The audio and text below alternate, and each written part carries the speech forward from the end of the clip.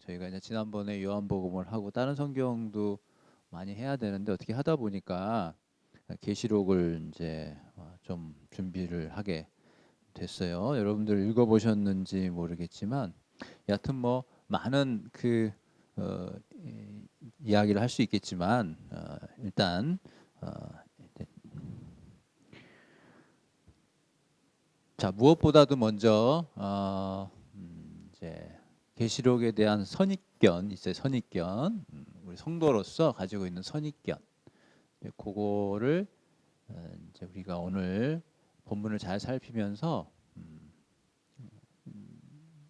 바로 생각하고 또 무엇보다도 정말 그 계시록이 뭐 제가 모든 걸 다 알려드릴 저도 뭐 다 모르는 게 많으니까 그래도 어쨌든 그래도 성경이 우리에게 지금 뭘 얘기하는지를 분명한 내용들은 있거든요. 뭐 학자들 얘기 들으면 뭐 아유 한도 끝도 없어요. 근데 그런 얘기를 오늘 여러분에게 옮겨드릴 필요는 없고요. 우리가 성도로서 성경을 가까이 해야 되는데 혼자 힘으로 성경을 읽을 수 있도록 그러니까 계시록도 혼자 힘으로 읽고 묵상할 수 있도록 하는 데 목표가 있어요.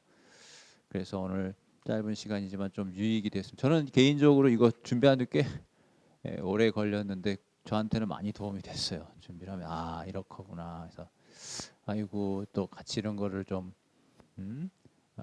내가 책에서 봤던 거 강의 들었던 거 우리 또 같은 교우들이 좀 같이 나눴으면 좋겠다 그 마음뿐이에요. 그래서 여러분들이 아무래도 그런 신학적인 부분을 접하기가 어려우시니까 제가 대신 먼저 이렇게 접하고 그 중에서 우리가 꼭 알았으면 좋겠다 하는 내용들을 이렇게 정리를 한 거니까 앞으로도 계시록을 읽는데 도움이 됐으면 좋겠고 또 먼저 말씀을 드리면 저도 이제 뭐 성경을 뭐 많이 읽지 않았지만 뭐 창세기부터 계시록까지 이렇게 쭉 읽어 보면 이게 끝에 책인지 몰라도 계시록을 또 최근에 읽어서 그런지 몰라도 다른 성경보다도 계시록이 더 우리에게 좀 더 중요한 책이 아닌가. 물론 다 중요하겠지만 생각이 조금 들었어요. 예. 그리고 또 하나 말씀을 드리면 여러분 생각해 보시면 아시겠지만 여러분 이제 구약은 뭐 또 구약을 얘기하려 그러면 그러니까 구약은 여러분 아시니까 자, 신약에 들어와서 먼저 이제 사복음서가 있잖아요. 사복음서가 있고 바울 서신이 있고 그다음에 이제 공동 서신이다라고 하는 게 있어요. 여러분들 이제 아는 내용도 있을 텐데 없으면 이번에 잘 정리하면 좋아요. 근데 사복음서하고 사도행전은 같이 묶기도 해요. 그래서 사복음서하고 사도행전을 묶어서 누가행전 이렇게 왜냐하면 이제 누가가 썼거든요. 사도행전을 그래서 사복음서하고 누가행전 이렇게 묶고 그다음에 바울 서신이 있고 공동 서신 7권이 있잖아요. 그리고 남은 게 이제 요한계시록이에요. 그러면 역사적으로 볼 때 공동 서신까지는 다 과거의 이야기잖아요. 그렇죠? 예전에 다. 근데 요한계시록만 물론 이 전체가 다 미래에 대한 얘기는 아니지만 미래 예수님이 다시 오실 부분에 대한 기록들이 있기 때문에 어떻게 보면 66권 중에서 아직 이제 실현이 안 된, 곧 실현될 부분들이니까 우리한테는 조금 더 관심을 가질 필요가 있겠죠. 자, 그렇지만 기존에 이제 우리가 가졌던 잘못된 선입관 중에 하나가 계시록은 마치 어떤 암호집이다. 그래서 어떤 신비한 게 들어 있어서 그걸 풀어야지 되고 거기에 무슨 특별한 비밀이 숨어 있고 그래서 일반적인 사람은 알기 어렵고 특별히 어떤 여기에 놀라운 어떤 그 어떤 영적 통찰력이 있어야지 그걸 알 수 있다라고 하는 그런 건 아니에요. 그런 건 아닙니다. 그리고 오히려 제가 이제 앞으로 되어질 예수님의 재림에 대한 내용들이 아직 이제 실현되지 않았기 때문에 아까 계시록의 성격을 말씀드렸지만 오히려 계시록을 이해할 때 계시록을 통해서 앞으로 미래에 어떤 일이 벌어질까, 종말에 어떤 일이 벌어질까라고 미래에 대한 궁금증에 대한 관심보다는 오히려 현실, 우리에 있는 현실을 보다 정확하게 보라는 뜻으로 주어진 책이다라고 생각하는 게 더 맞아요. 제 말씀을 잘 이해하셨는지 모르겠어요. 우리가 단순히 계시록을 볼 때 미래에 어떤 일이 벌어질 것인가, 뭐 아마겟돈 전쟁이 나오고 666이 나오고 백보자 심판이 나오고 뭐 저 다 맞는 이야기입니다만은 정말 계시록을 주신 하나님께서 성령을 통해서 우리에게 강조점을 준 것이 과연 그것이겠는가라고 물었을 때는 그런 부분보다는 오히려 지금 현재 마찬가지 당시 1세기 이 편지를 받았던 소아시아 7교회의 그 독자뿐만 아니라 오늘 21세기를 살아가는 우리들에게도 똑같이 주는 메시지가 뭐냐면 성도로서 교회로서 현실을 우리에게 주어진 신앙의 현실을 어떻게 좀 더 하나님 뜻에 맞게 살아가야 된다라고 하는 측면에 더 방점이 있다라고 하는 부분을 좀 제가 꼭 말씀을 드리고 싶어요. 제가 좀 무슨 말씀을 드렸는지 이해가 되시리라고 봐요. 자, 그러면 요한계시록 여러분들 이제 읽어 보셨겠지만 21장까지 있나요? 22장까지 있죠? 네, 맞네요. 그렇죠. 그럼 22장까지 있는데, 자, 1장은 예수 그리스도의 계시다 이렇게 시작을 해요. 뭐 어려운 얘기일 수 있는데 요한계시록의 장르가 뭐냐 이렇게 이제 우리가 이제 공부를 하다 보면 학자들이 많이 이야기를 해요. 장르라고 하는. 왜냐하면 장르는 중요해요. 성경을 읽을 때. 그렇죠? 시를 산문처럼 읽을 수는 없는 거 아니겠어요? 또 산문을 시처럼 읽어서도 안 되는 것이고. 그래서 이제 우리가 역사서를 읽을 때 또 서신서를 읽을 때 그 장르에 맞춰서 읽어야 성경을 바로 이해하거든요. 그래서 제가 자세하게는 말씀을 드릴 필요는 없겠고 저도 그렇게 많이 알지는 않아요. 근데 여러분들이 이제 꼭 알았으면 하는 내용만 말씀을 드리면 계시록은 묵시다 그래요. 묵시. 그러니까 이제 환상, 흔히 얘기하는 다니엘서 보통 얘기 많이 하죠. 다니엘의 환상. 그래서 하나님께서 환상을 통해서 뭔가를 알려준다는 거죠. 그래서 그런 걸 묵시라고 그래요. 묵시. 그래서 예수 그리스도의 계시다 해서 계시란 말이 묵시란 뜻이에요. 뭐 헬라어로 아포칼립시스 그렇게 얘기하는데 뭐 제가 쓸지도 몰라요. 근데 여러분들이 들어두면 교회에서 신앙생활을 할 때 또 목사님 설교하실 때 그런 말을 하면 그런가 보다 이해에 도움이 되시라고. 계시록은 묵시의 특성이 있어요. 그러다 보니까 뭐가 많아요? 환상이 많아요. 환상이. 네, 두 번째 계시록의 특징은 예언서의 특징이 있어요. 예언서란 말은 우리가 구약의 예언서를 보다 보면 알 수 있겠죠. 하나님께서 선지자를 통해서 하나님의 뜻을 전하잖아요. 이것도 마찬가지예요. 요한계시록의 저자에 대해서 많은 논쟁이 있어요. 근데 우리는 그런 걸 알 필요는 없어요. 그냥 예수님의 제자인 요한이다라고 생각을 해요.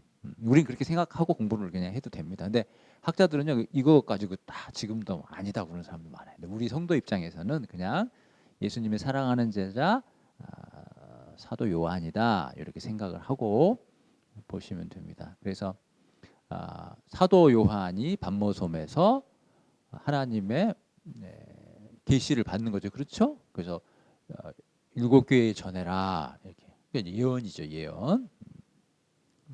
그리고 곳곳에 하나님의 뜻이 나타나 있죠. 또 하나는 이제 서신서의 성격을 띠고 있다. 조금 전에 제가 말씀드렸지만 편지를 쓰게 되지 않습니까? 7교회에. 그래서 요한계시록의 장르는 요 세 가지가 다 믹스돼 있다 이렇게 이제 이야기를 합니다. 여러분들이 좀 딱딱하지만 들어두시면 도움이 되는 내용이에요. 자, 그래서 1장은 예수 그리스도의 계시다라고 시작하는데 요거를 두 개로 생각합니다. 예수 그리스도께서 말씀하셨다 이렇게 해석할 수도 있고요. 예수 그리스도에 관한 말씀이다 이렇게 해석해. 둘 다 맞아요. 자, 그래서 제가 말씀드리고 싶은 것은 그러면 요한계시록은 예수 그리스도에 관한 어떤 말씀이다 했을 때 어떤 내용들이 써 있겠는가 이거죠. 예수 그리스도에 대한 어떤 내용이 써 있겠는가. 첫째, 예수님은 누구신가요? 누구신가? 예수님은 누구신가? 여러분 뭐 이런 질문에 다 대답할 수 있겠죠? 예수님은 누구신가? 그 다음에 예수님은 무슨 일을 하셨는가? 우리 주일학교 선생님들이니까 머릿속에 한번 생각해 보세요. 예수님은 무슨 일을 하셨는가? 대략 대답할 수 있을 거예요. 그리고 앞으로 예수님은 무슨 일을 하실 것인가? 예수 그리스도에 대한 그런 부분들이 지금 어디에? 계시록에 나타나 있다. 우리가 잘 배우면 그 내용을 알 수가 있는 거예요. 그래서 제가 좀 전에 예수님은 누구신가 그렇게 말씀을 드렸죠. 그래서 1장에는 예수님에 대한 소개가 나와요.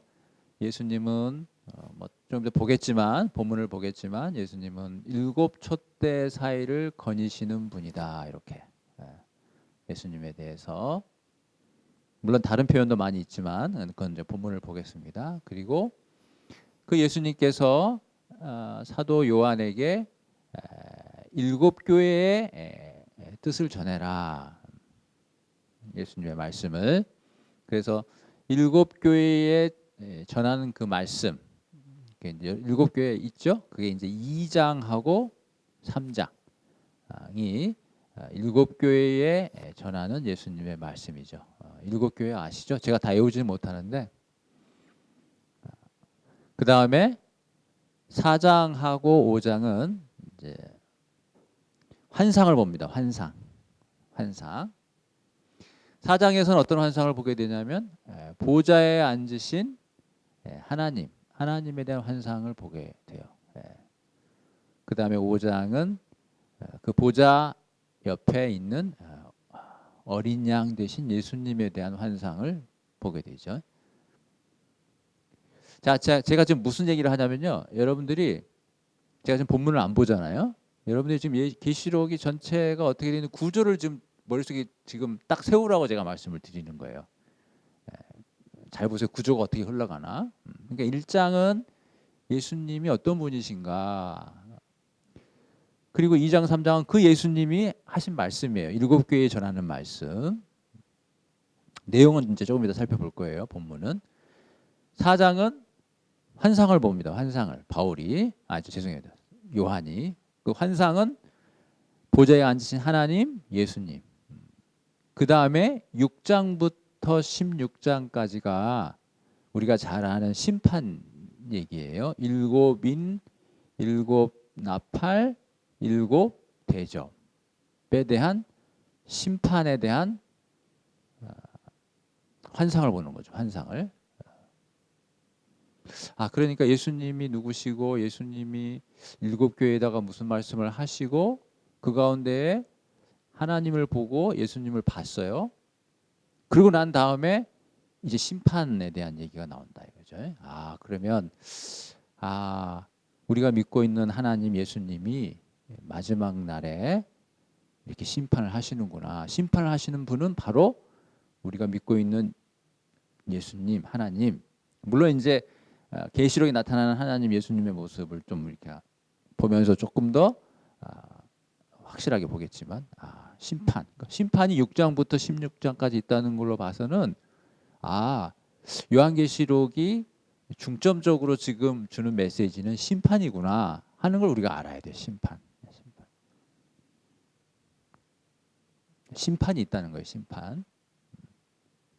그 다음에 17장하고 18장을 가게 되면 음료의 심판, 바벨론의 심판이 나와요. 그러면 6장부터 16장까지의 심판은 뭐고?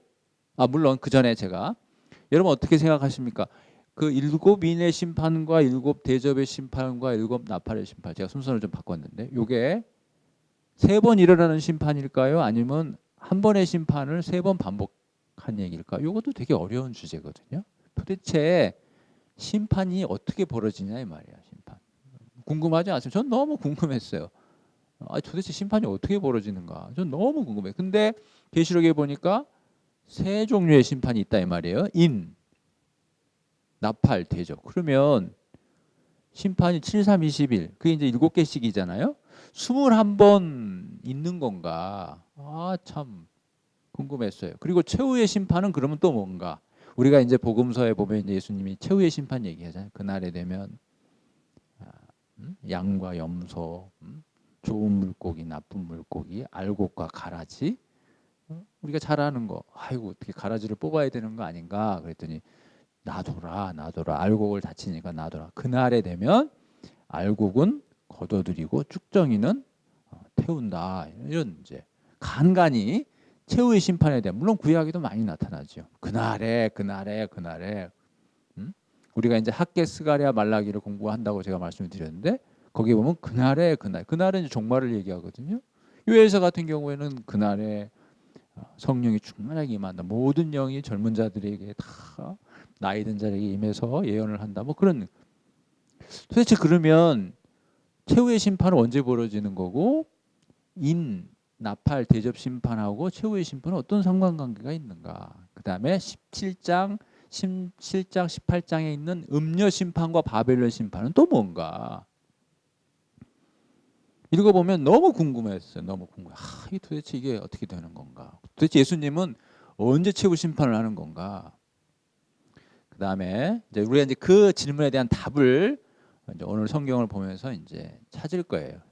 그런 의미에 있어서 우리에게는 참 귀한 성경이다. 우리가 이 시대를 살아가면서 하나님의 심판을 바로 이해하고 우리가 신앙을 좀 더 바른 신앙을 확립해 가는데 정말 중요한 하나님의 말씀이다라는 생각을 제가 또 한 번 드립니다. 자, 그리고서 심판 얘기가 이제 안 나와요. 18장에 그 바벨론 심판을 하고 난 다음에는 19장에는 혼인잔치 얘기예요. 혼인잔치. 그러니까 심판이 다 끝나고 이제 우리가 잘 아는 이제 천국 혼인잔치가 19장에 열려요. 그럴 듯하죠. 이야기의 흐름이. 그다음 20장에는 천년왕국에 대한 얘기가 나와요. 천년왕국. 우리가 이제 많이 들었던 혼인잔치가 벌어지고 천년왕국이 선언돼요. 천년왕국. 천년왕국에서 예수 믿는 자들이 주님과 함께 왕노릇한다. 참 너무나 귀한 말씀이죠. 자, 이 천년왕국에 대해서도요. 너무나 많은 얘기가 있어요. 그걸 제가 다 옮기면 저도 머리가 아프고 여러분도 머리가 아프고 중요하지 않아요. 중요한 건 딱 한 가지. 우리는 어떻게 이해해야 되느냐. 그 천년왕국을. 그 순서에 의하면 제가 지금 말씀드린 순서에 의하면 모든 심판이 다 끝나고 거기는 최후 심판도 분명히 들어가죠. 심판이 다 끝나고 혼인잔치가 벌어지고 그쯤 되면 뭐예요? 이제 예수님이 재림하신 거잖아요. 그렇잖아요. 혼인잔치가 벌어졌다는 것은 하나님과 하나님의 백성이 만나는 거잖아요. 네? 그리고 천년왕국이 20장에 나오기 때문에 세상의 끝이 오고 예수님을 만나 뵙고 이제 예수님과 함께 천년을 누린다라고 해석할 수가 있어요. 요거를 세대주의적 관점에서의 해석이라고 하는데 그거는 받아들이지 않아요. 장로교에서는. 그러니까 그 순서상으로 보면 그렇게 돼. 천년왕국이 언제 펼쳐지냐? 예수님이 오시고 난 다음에 펼쳐지는 것처럼 순서가 그렇게 돼 있어요. 자, 근데 여기서 한 가지 중요한 거. 그럼 계시록은 1장부터 22장까지 시간의 순서대로 쓰여진 책이냐? 아니다 이 말이에요. 아니다. 그거를 잘 이해하셔야 돼요. 계시록은 시간의 순서로 이어진 책이 아니에요. 그래서 시간의 순서로 이어진 책이라고 생각하니까 천년왕국이 예수님이 오신 다음에 펼쳐지는 것으로 이해를 했다 이 말이에요. 지금도 그렇게 이해를 하는 학자들과 학파들이 있어요. 우리는 고민 없이 살지만 신학하신 분들은 그 고민 속에 살아가는 거예요. 맨날 언쟁하고 뭐 주장하고. 자, 그러면 천년왕국은 뭘 얘기하는 거야? 천년왕국은 언제 펼쳐지는 거냐? 제가 결론부터 말씀드릴게요. 천년왕국은 지금을 얘기해요. 지금. 제 얘기가 생소합니까? 좀 실망하셨어요? 지금이 무슨 천년왕국이냐 싶죠? 천년왕국이 지금이에요. 예수님의 초림과 재림 사이를 천년왕국이다 이렇게 얘기합니다. 이단 같습니까 제가? 이렇게 얘기하니까 제가 제 나름대로 이렇게 좀 여러분들하고 나누려고 이렇게 공부를 해보니까 수많은 주장들이 있어요. 뭐 전천년, 후천년 다 있는데 제가 지금 말씀드린 걸 여러분하고 공유하고 싶어요. 그게 맞는, 제가 여러분들에게 추천이라고 그럴까요? 그게 맞는 해석 아니겠는가. 여러분들이 교회 돌아가셔서 목사님이 혹시 다르게, 제가 아까 얘기했던 재림 이후의 천년 왕국으로 설명할 수도 있어요. 목사님이 그런 쪽으로. 그렇다 그러더라도 그것까지 너무 고민하지 마세요. 어차피 중요한 거는 주님이 다스리는 나라고 우리가 왕 같은 제사장이다. 그 사실은 변함이 없기 때문에 그런 걸로 너무. 그러나 학자들은 그거 가지고 이제 중례산해하죠. 근데 우리 성도들 입장에서는 뭐 그렇게 듣더라도 너무 고민하지 마시고 내 얘기가 틀렸다 그럴 필요 없이 그냥, 그러나 제가 여러분한테 권유하는 것은 천년왕국을 초림과 재림 사이의 기간으로 이해하시는 것이 그래도 제일 좋겠다. 그러면 여러분 오히려 그게 우리한테는 더 부담이에요. 아까처럼 재림 이후에 벌어지는 천년왕국이라고 하면은 여러분 별로 할 게 없죠. 우리가 재림 이후에 벌어진 천년왕국에 대해서 지금 할 게 뭐 있어요, 그죠? 근데 제가 말씀드린 초림과 재림 사이, 지금 이 시각이죠. 예수님이 2000년 전에 오셨고 앞으로 오실 그 사이, 그때가 언제일지 모르지만 그 기간 전체가 천년왕국이고 우리가 천년왕국에 지금 산다고 한다면 문제는 달라져요. 왜냐하면 우리가 그에 대한 책임이 있거든요. 저는 오히려 그게 맞는 해석이다 이렇게 생각합니다. 그 부분은 조금 이따 설명을 드릴게요. 자, 그 다음에 이제 천년왕국에 대한 내용이 20장에 나온 다음에 21장에는 뭐가 나와야 될까요? 우리가 잘 아는, 그렇죠, 새 하늘과 새 땅, 그 다음에 새 예루살렘이 이제 등장합니다. 뭐 맞겠죠. 이게 우리가 알고 있는 마지막의 모습이잖아요. 주님이 오시는 그날 새 하늘과 새 땅이 우리 가운데 펼쳐지고 새 예루살렘. 여러분 새 예루살렘이 누굽니까? 뭘 상징하죠? 새 예루살렘이? 천국인가요? 새 예루살렘이? 그거 아니에요. 천국이 아니고 새 예루살렘은 그 교회를 상징합니다. 교회. 저와 여러분. 왜냐하면 새 예루살렘이 신부거든요. 신부. 그러니까 천국이 아닌 게 아니지만 그 새 예루살렘이라고 하는 것이 천국 전체를 얘기하는 게 아니라는 거예요. 천국 안에 한 요소긴 하게. 그거는 신부라, 신부. 새 예루살렘은 신부라는 사실. 저와 여러분을 상징하는 거예요. 새 예루살렘. 제가 왜 이런 얘기를 해요? 이렇게 생각하지 않을 수 있으니까.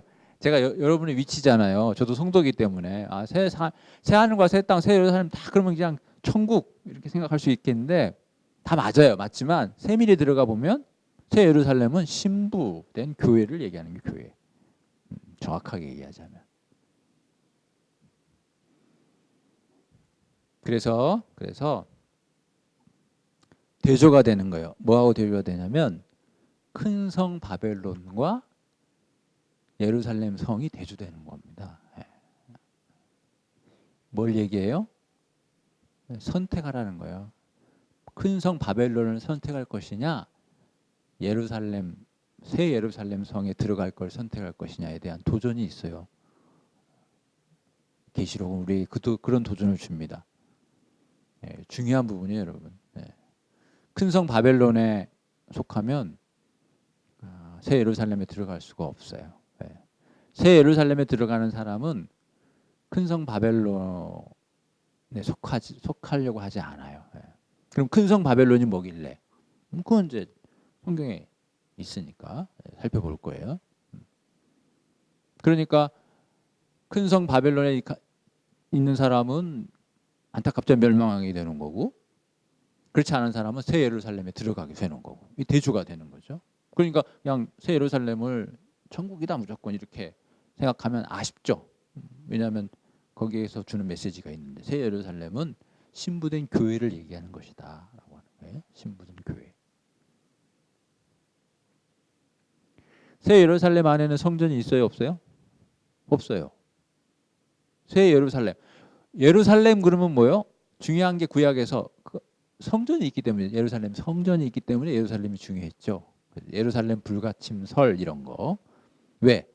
이 세상에 하나님이 계신 곳을 누가 침범할 수 있겠냐 이거죠. 그래서 구약의 많은 백성들이 그걸 오해했죠. 우리는 성전이 있으니까 절대 망하지 않는다. 지금 제가 그 얘기를 할 수 있는 건 아닌데, 그래서 예루살렘이 멸망했다는 건 엄청난 충격이었죠. 아니 어떻게 하나님이 주인이신 곳에 이방 민족이 와서 그걸 회파할 수 있냐. 여러분 구약 역사에서 배우는 게 뭐예요? 전쟁에 나가면 언약궤를 앞세웠잖아요. 역사서에. 하나님이 싸우시니까. 모든 전쟁은 하나님이 싸우시니까. 그래서 하나님이 이기게 해주시잖아요. 근데 그 하나님이 계신 곳이 어디예요? 성전. 그 성전이 있는 곳이 어디예요? 예루살렘. 그러니까 예루살렘에 감히 누가 와요? 그러니까 우리는 예루살렘에 성전이 있는 한 우리는 절대 망하지 않는다 이런 생각을 했다는 거죠. 근데 예루살렘이 바벨론에 망하는 거예요. 586년에 놀라운 사건이 벌어진 거죠. 그게 뭘 의미합니까? 그때 하나님이 거기 안 계셨다는 걸 의미하는 거예요. 이제 그런 부분들이 오늘날 우리에게 주는 메시지는 뭐냐면, 우리가 신앙생활 할 때 너무 형식화된 신앙생활에 매몰되면 우리도 그럴 수 있다 이 말이야. 예? 그러니까 나도 모르게 율법화된 신앙생활 조심해야 된다는 거죠. 그냥 내가 주일날 잘 참석하고 뭐 11조 잘하고 그러면 난 신앙생활 다 했다. 물론 하지 말라는 게 아닙니다. 그게 신앙생활 전부라고 생각한다는 거. 그러면 우리도 그런 오해에 빠질 수가 있다 이거죠. 예. 자, 그래서 새 예루살렘. 그러면 제일 중요한 게 성전인데, 우리가 이제 살펴보겠지만 21장의 새 예루살렘을 보면 그 안에 성전이 없다. 없다. 왜? 거기 그렇게 나타나 있어요. 왜 성전이 없는가? 하나님이 성전이시고 예수님이 성전이기 때문에 성전이 없다 라는 의미고, 또 하나는 잘 들어보세요. 그 예루살렘 성이, 여러분 자 보세요. 예루살렘, 구약의 예루살렘 전체가 성전은 아니죠. 예루살렘 안에 성전이 있었죠. 그죠? 그래서 성전에 지성소가 있고 성소가 있고 뜰이 있고 울타리가 져서 성전 바깥이 있고, 그렇죠? 그런데 새 예루살렘, 하늘에서 내려온 새 예루살렘은 그게 전체가 성전이라는 뜻이에요. 그 안에 성전이 없다는 것은, 예루살렘 성에 성전이 없다는 것은 하나님이 성전이요 예수님이 성전이란 말과 동시에 예루살렘 성전 전체가, 새 예루살렘 성 전체가 다 성전이라는 뜻이에요. 그러니까 성전이 확장된 거죠. 그럼 아까 새 예루살렘은 누구를 예표한다고 그랬어요? 교회를 예표한다고 그랬죠? 신부된 교회를 예표한다고 그랬죠? 그러니까 우리가 성전이 되는 거죠. 마지막 날에는. 그걸 잘 이해를 하시면 참 좋아요. 예. 성도가 성전이라는 것은 바울 서신은 곳곳에 나타나죠. 고린도서에 봐도 너희가 하나님의 성전인 것과 하나님의 성령이 너희 안에 거하시는 걸 알지 못하느냐. 그것이 종말에 이루어지는 거예요. 실제로. 그래서 완벽한 성전이 되는 거죠. 그래서 여러분, 그러기 때문에 하나님이 함께 하시는 거예요. 완벽한 성전이 우리가 되기 때문에 하나님이 우리와 함께 하시는데 전혀 문제가 없어요. 이게 정말, 여러분 성전의 의미가 뭡니까? 구약의 성전의 의미가, 성전 그럼 뭐예요? 하나님이 계시는 곳. 그래서 우리가 성전이라는 건 하나님 우리 안에 계시다는 걸 의미하는 거예요. 그래서 그것이 마지막에 새 예루살렘으로 완성이 되는 거예요. 그리고 또 하나는, 제가 치수를 다 기억을 못 하는데, 구약의 성전을 보면, 성막이나 성전을 보면 성소와 지성소가 있죠. 성소와 지성소를 이렇게 한꺼번에 그리면 직사각형이에요. 직사각형. 그걸 딱 반으로 자르면 안쪽에 반은 지성소, 바깥쪽에 반은 성소가 되는 거거든요. 그 길이는 제가 뭐 기억을 잘 못합니다만은 성경에 보면 있으니까. 제가 지금 무슨 말씀을 드리려고 하냐면, 지성소는 정사각형이다 이 말씀을 드리려고 하는 거예요. 그거는 레위기나 이런 데 보면 치수가 나오니까 그거 금방 확인 가능해요. 자, 지성소는 뭐다? 정사각형이다. 자, 우리가 이제 21장을 보게 되면 새 예루살렘에 대한 치수가 나와요. 사이즈가. 보면 뭐예요? 정사각형, 정육면체, 정육면체. 뭘 얘기합니까? 제가 조금 전에 말씀드렸던 그 자체가 지성소다. 지성소. 네. 그래서 하나님이 함께 하시는데 전혀 문제가 없고 우리도 하나님의 얼굴을 본다 그렇게 돼 있어요. 놀랍죠. 어떻게 우리가 하나님의 얼굴을 봅니까? 네? 그날에는 우리가 완벽한 하나님의 성전이 되는 것이기 때문에 하나님이 우리와 함께 거하시는데 전혀 문제가 없고 우리도 하나님을 뵙는데 전혀 문제가 없어요. 네. 그게 바로 새 예루살렘이 주는 의미입니다. 자, 그래서 또 한 가지. 그래서 계시록은 우리에게 공포를 주거나 성도들로 하여금 머리를 아프게 하거나 우리로 하여금 종말에 대한 어떤 잘못된 오해를 불러일으켜 우리를 힘들게 하거나 하는 책이 아니라 우리에게 소망을 주는 책이에요. 소망.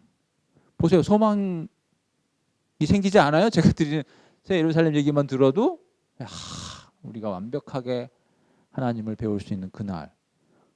그 소망을 주기 위한 책이라는 거예요. 물론 심판의 얘기도 있지만 오히려 믿는 자들로 하여금 하나님 앞에 소망을 가져야 된다. 그날에 대한 소망을 갖고 신앙생활을 해라라고 하는 그런 메시지가 분명히 있고 그게 강하다 이거죠. 그걸 놓치면 안 된다 이거죠. 그런 면에서 이렇게 정리할 수 있어요. 계시록은 믿는 자에게는 소망을 줘요. 믿는 자에게는. 여러분 소망을 가지려면 제가 이제 무슨 시험 준비를 합니다. 내가 소망을 가지려면 그 결과를 알면 되겠죠. 그죠? 내가 이런 어려운 가운데 있지만 결과가 좋을 거다라고 하면 얼마나 소망이 되겠어요. 그죠? 내가 열심히 일을 해요. 근데 회사에서 언젠가 승진할 거라고 미리 얘기해 줘요. 그게 소망인 거죠. 그러니까 내가 소망을 가지려면 뭘 알아야 돼요? 미래를 알아야죠. 미래를. 그래야 소망이 되죠. 현재는 어렵거든요. 현재는 박해요. 현재는 환난인데 그 박해와 환난이 무슨 소망이 되겠어요. 힘들어 죽겠는데. 자, 제가 투병을 해요. 소망이 되려면 뭐예요? 이런 과정이 있다면 완치가 됩니다. 그러면 소망이 되잖아요. 그러면 아무리 힘들어도 견딜 수 있어요. 그러면 미래를 알아야 되겠죠? 그래서 계시록이 미래를 알려주는 거예요. 믿는 자에게 뭘 주려고?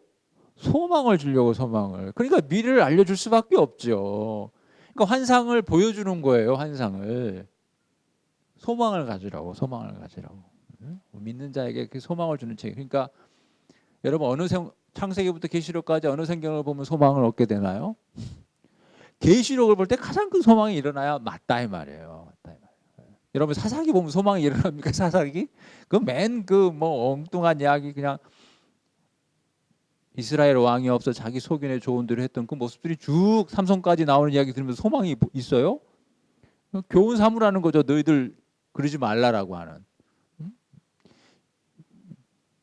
종말의 미래를 보여주니 우리에게 소망이 되는 거죠. 그래서 여러분들이 저도 마찬가지지만 계시록을 읽으면서 우리가 소망을 얻어야 하나님이 우리에게 주신 그 성경의 뜻대로 잘 읽는 거예요.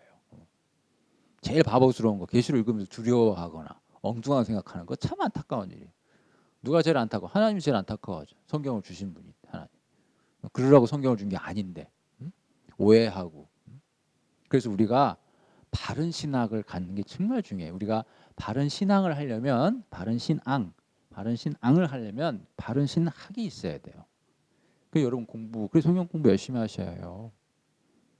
주일학교 선생님 가르치려고 하는 거 물론 중요하지만 자신을 위해서 열심히 공부하셔야 해요. 그래야 여러분 신앙이 바로서요. 교회 50년 다닌다고 신앙이 바로 서지는 게 아닙니다. 바른 신학 위에 신앙생활을 하셔야지 됩니다. 그럼 어떻게 돼요? 그래서 그의 삶이 바른 생활이 나타나게 돼요. 그러니까 이런 걸 말이 안 돼. 저 사람은 믿으면 좋은데 성격이 너무 괴팍스러워. 그 믿음 안 좋은 겁니다. 사실은. 제가 이렇게 얘기하면은 좀 누가 나한테 반론을 얘기하려나? 저는 그게 맞다고 생각해요. 저 사람 신앙은 정말 좋은데 기도도 열심히 하고 뭐 방언도 하는데 사람이 너무 까탈스럽고 사람을 너무 힘들게. 그건요 성경 어디를 봐도 안 맞는 얘기입니다. 안 맞는. 신앙이 좋으면 사람에게 선한 영향을 미칩니다. 그게 맞아요. 제가 왜 이런 얘기를 해요? 왜 그렇게 오랜 동안 신앙을 하고 겉으로는 신앙생활을 많이 하는 것 같은데 왜 삶이 그러지 않아요? 바른 신학의 문제가 있지 않겠냐 이 말이죠. 정확히 알아요. 정확히. 여러분 베드로후서에 보면 베드로가 강조하는 게 그거예요. 너희가 어떻게 신앙을 갖게 됐냐?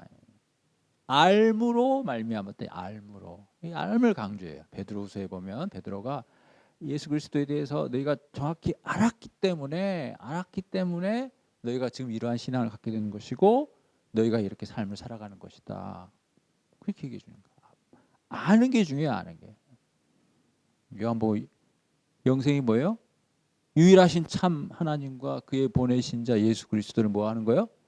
아는 것이다. 아는 거. 아는 것이 구원이고 아는 것이 영생이다 이 말이에요. 아는 것이 중요해. 아는 거. 물론 여러분 지식적인 알만을 얘기하지 않는다는 걸 잘 아실 거예요. 그래서 이제 예루살렘에 대한 얘기를 제가 이제 말씀을 드렸는데 이제 마지막 22장 남았죠. 22장 가면 뭐예요?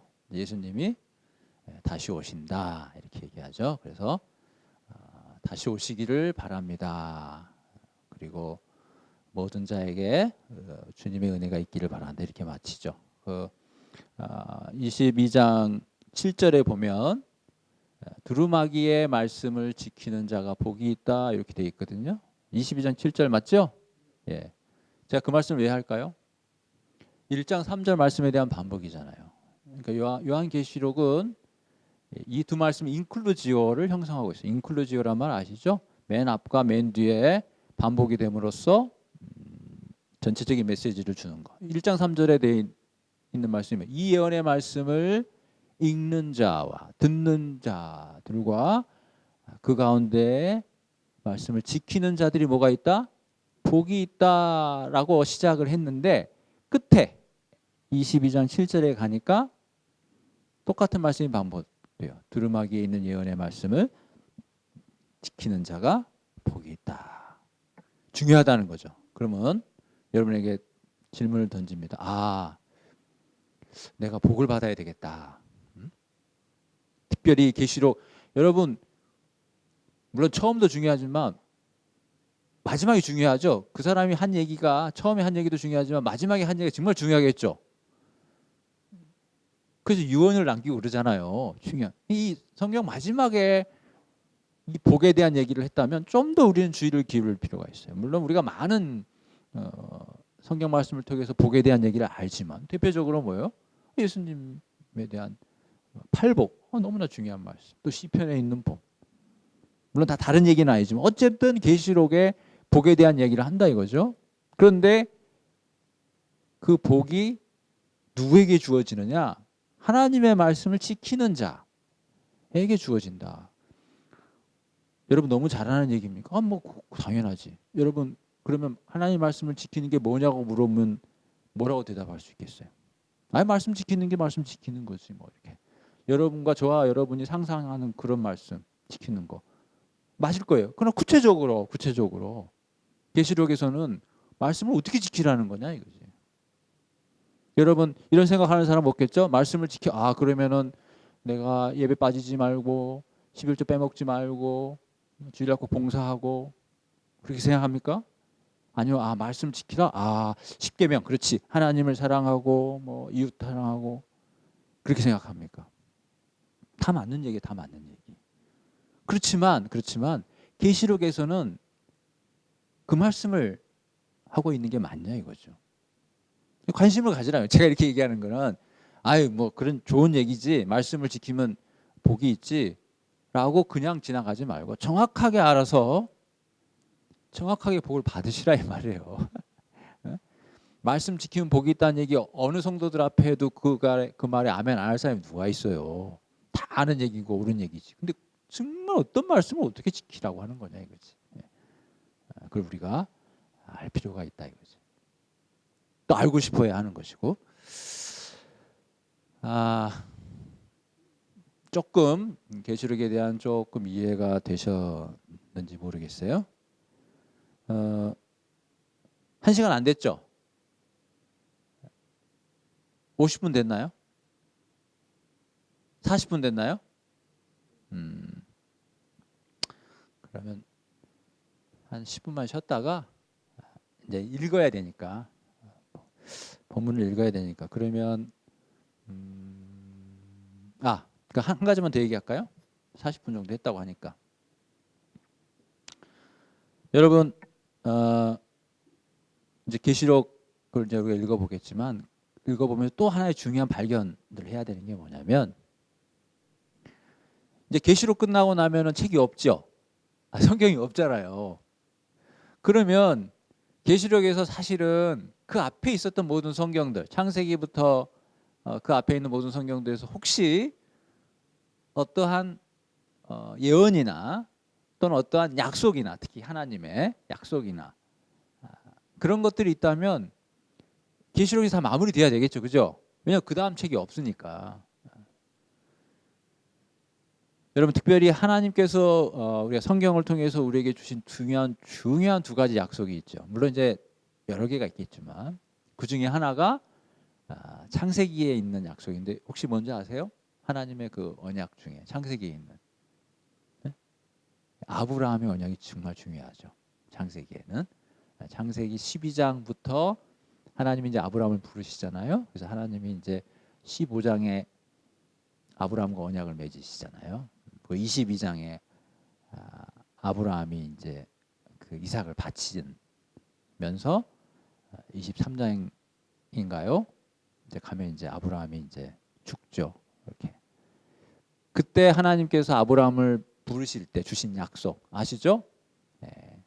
네가 복에, 네 자신이 복이 될 것이고, 또 하나는 네 자손이 하늘의 별처럼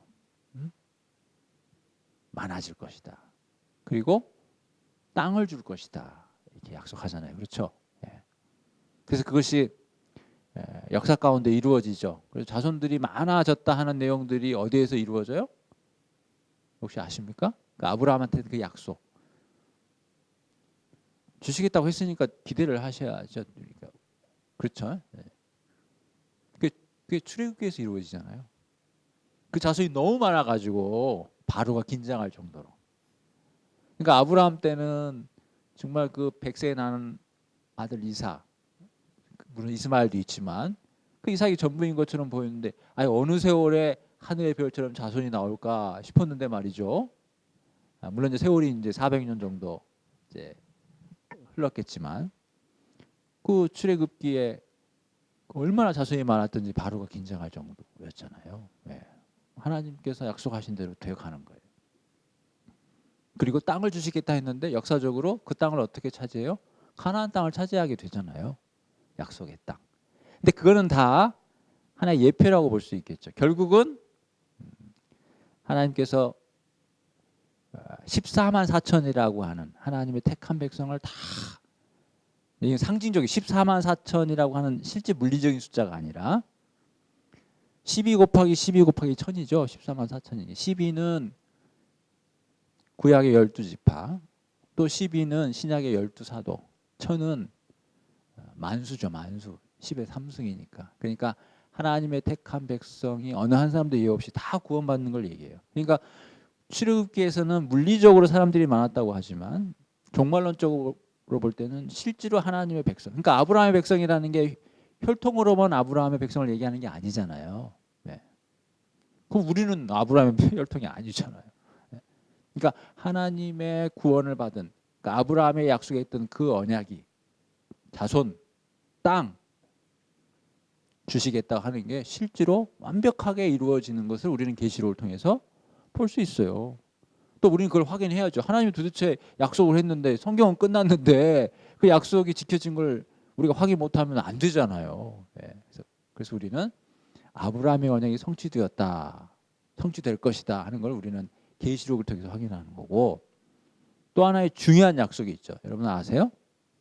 사무엘하 7장에 있는 그 유명한 다윗 언약이라는 거. 우리 이제 주일학교 선생님들은 아시면 도움이 되기 때문에 제가 말씀을 드리는 거예요. 사무엘하 7장 14절에 그 유명한 다윗 언약.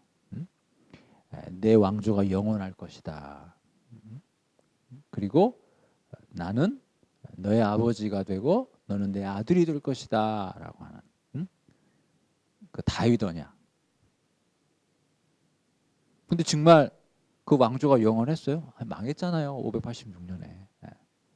근데 하나님께서 말씀하신 것은 그 실질적인 그 역사상의 그걸 얘기하는 게 아니라 구원사적으로.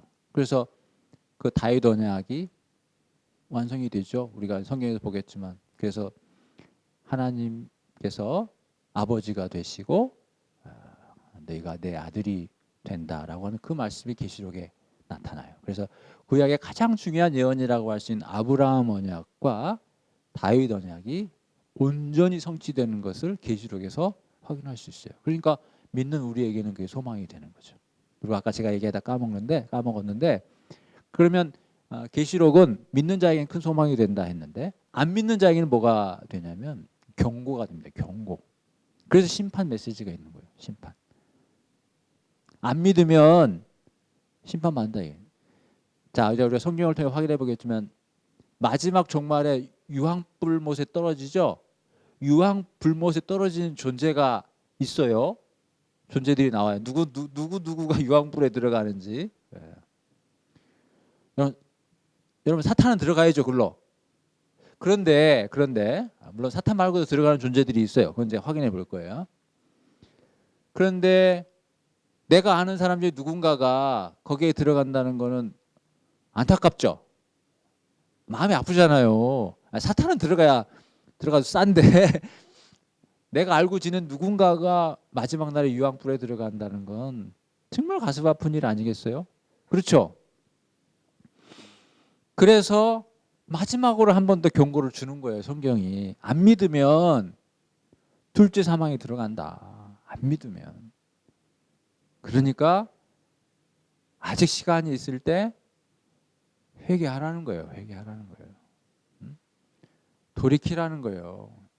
예수 그리스도를 믿으라는 겁니다. 안 믿으면 이렇게 된다는 걸 보여주는 거예요. 그러니까 믿는 자에게는 그 미래를 보는 것이 소망이지만 아직도 안 믿는 자에게는 엄중한 경고라고요. 엄중한 경고. 엄중한 경고가 있다는 거예요. 그것이 하나님의 마음이거든요. 하나님은 어느 누구도 구원에서 이탈되는 걸 하나님 기뻐하지 않으세요. 모든 사람이 구원에 이르기를 원하신다고 하나님 분명히 성경을 통해서 우리에게 말씀하고 계시잖아요. 그래서 그 두 측면, 소망과 경고. 그래서 믿는 우리가 계시록을 잘 읽게 된다면 첫째는 우리에게는 소망이 될 것이요. 둘째는 조금 더 내가 더 선교적인 사명을 감당해야 되겠다라는 생각을 갖게 하는 책이에요.